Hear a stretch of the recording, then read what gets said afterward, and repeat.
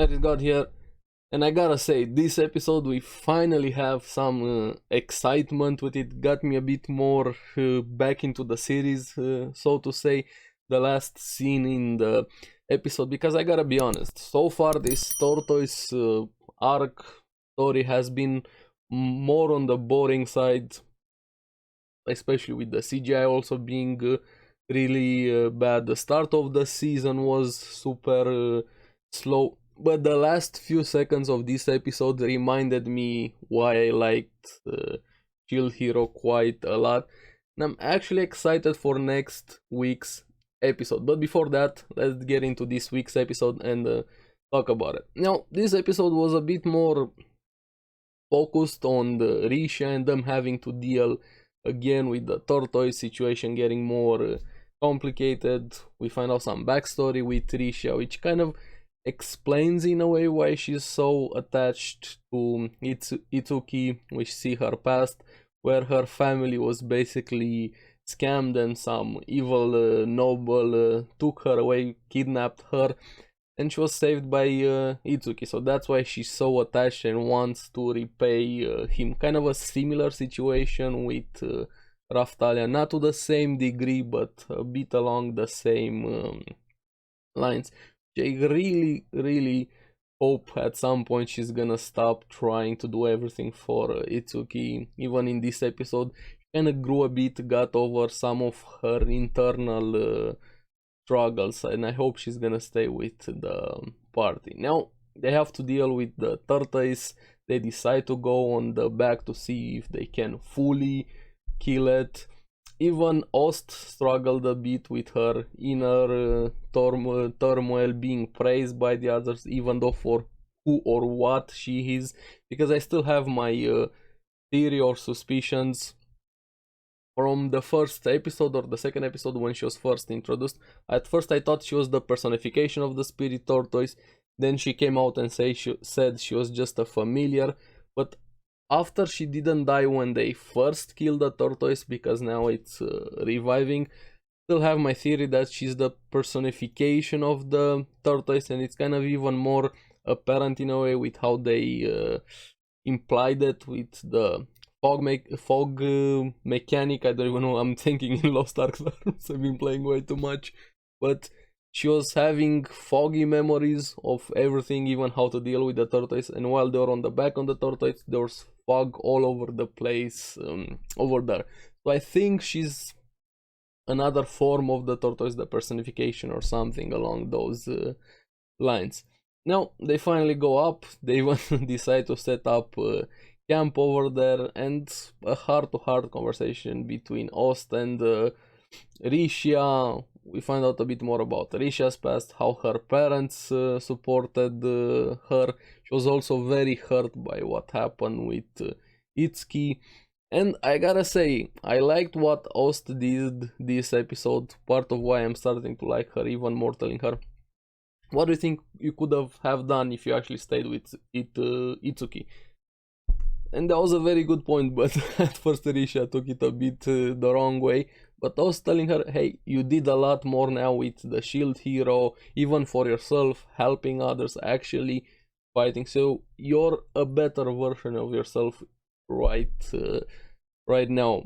And Aust also having to deal with her own troubles, feeling guilty about the praise she was receiving, despite of her job being to collect souls. And this was the moment also they did the fog thing. As soon as the fog lifted, Aust started to remember something. Now, apparently on the tortoise there are some villages, temples, also people lived on its back, and I like that the queen is there. I really like a leader that is actually on the battlefield, and the queen in Shield Hero is one of my favorite characters, not just for this fact, but also for the fact how she handled the end of season 1 with everything that happened with her family, the king, her daughters, the Shield Hero.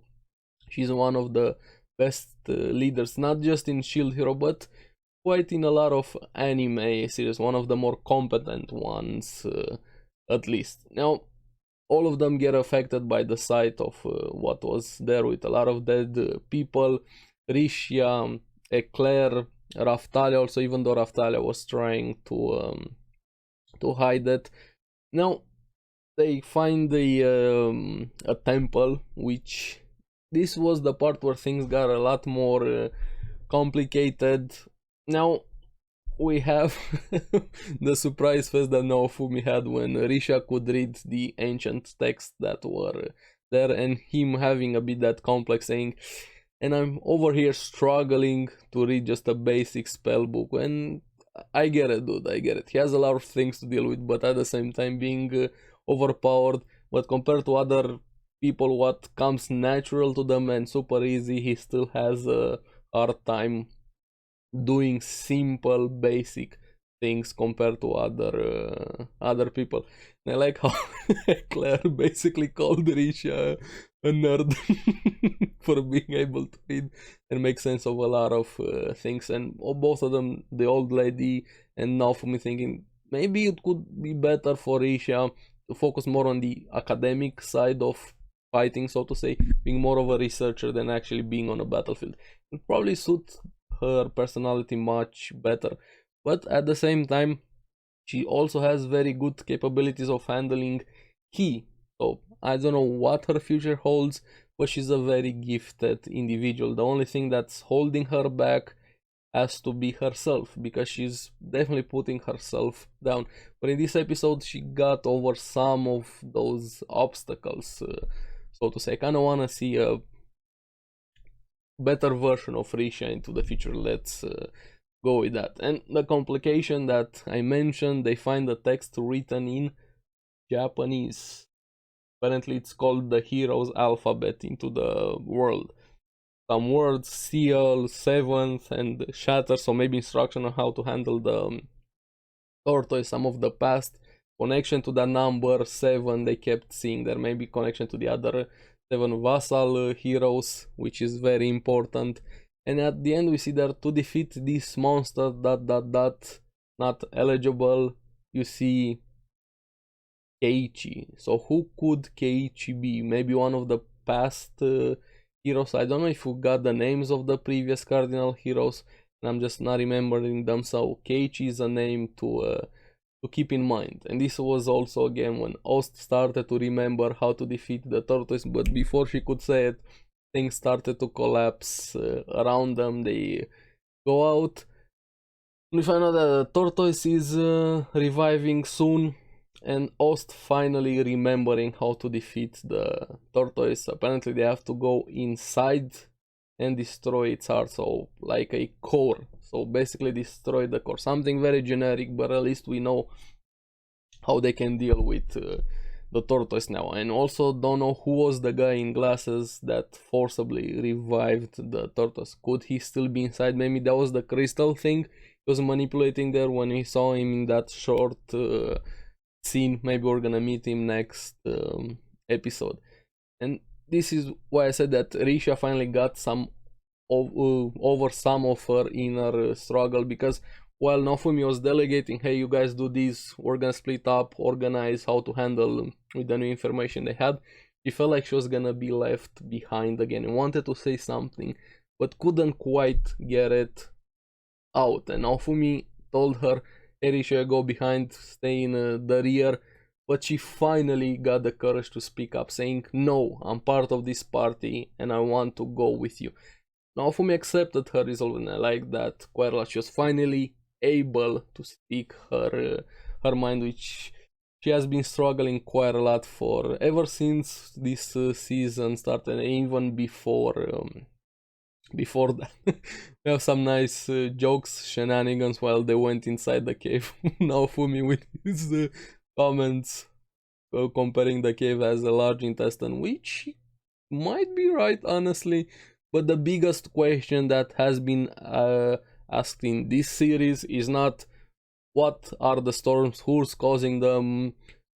All of the big question we have about the plot, those pale in comparison with the biggest question. If the spirit tortoise eats spirits, souls, what does it poop? Those are the real questions by now.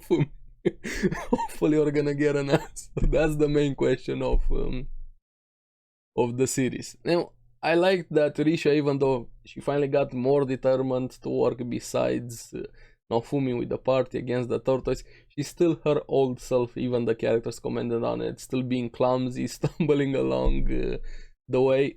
But this is where things get even more complicated, because they got attacked suddenly by a human. Everybody was surprised there, even that human apparently surprised that he actually attacked humans. Try to play it out saying they're adventurers sent there by the queen. Naofumi sends them instantly. You can tell there's something more about them, especially with those shifty eyes looking behind was bound to happen. And they're slowly caught, so to say, Raftalia dispelling the mirage they had on their disguise.